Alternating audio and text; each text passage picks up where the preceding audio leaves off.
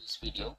So in today's video, we are going to discuss a case scenario and going to learn the related anatomy of it. So let's jump into the case for today.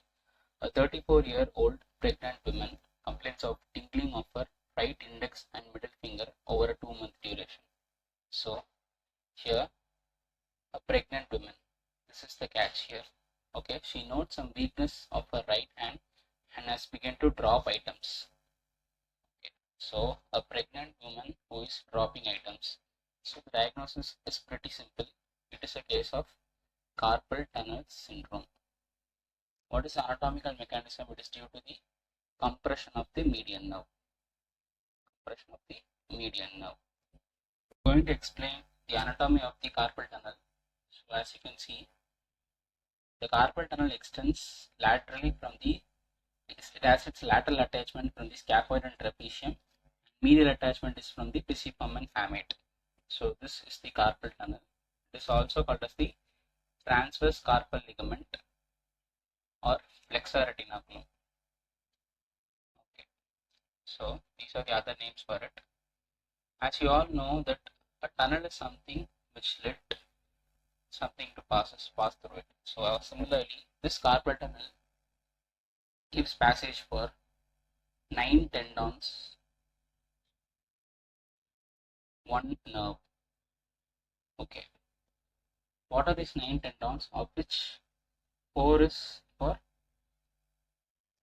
flexor digitorum profundus and 4 is for flexor digitorum superficialis and 1 is from flexor pollicis longus. So it gives 9 tendons and 1 nerve. The nerve which it gives is the median nerve. Very important topic. So as you all know, in carpal tunnel syndrome, the underlying mechanism is due to the compression of the median nerve. So it is a content of the tunnel. So as you can see from this diagram, this is the flexor retinaculum.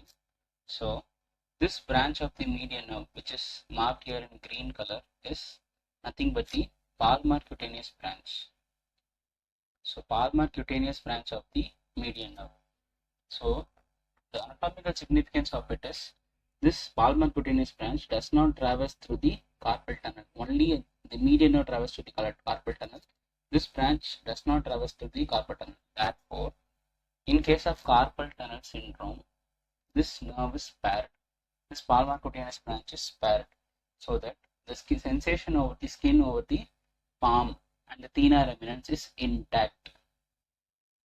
The sensation is intact in case of carpal tunnel syndrome. This is one of the most important clinical significance from this diagram. And finally, the causes of carpal tunnel syndrome, the most common causes diabetes, thyroidism, it may be hyper or hypo, pregnancy, and any other condition which causes compression of the median nerve. For example, unit dislocation and symptom and some stuff like that. Okay. So let's discuss about an interesting test, which is the Phalen's test. This test is also a provocative test. What do you mean by provocation? So we are inducing something to reproduce the symptoms. So in this test, what we are doing is basically we are making the wrist flexion for almost 90 degrees, facing each other like this. And when we are forcing this, what we are actually doing is we are kinking the median nerve. We are basically compressing the median nerve. So in case of carpal tunnel syndrome patients, this test produces the same tingling sensation within a minute, in less than a minute. Okay, that is the catch here. So this test helps us diagnose this patient as carpal tunnel syndrome. So what is the treatment for carpal tunnel syndrome?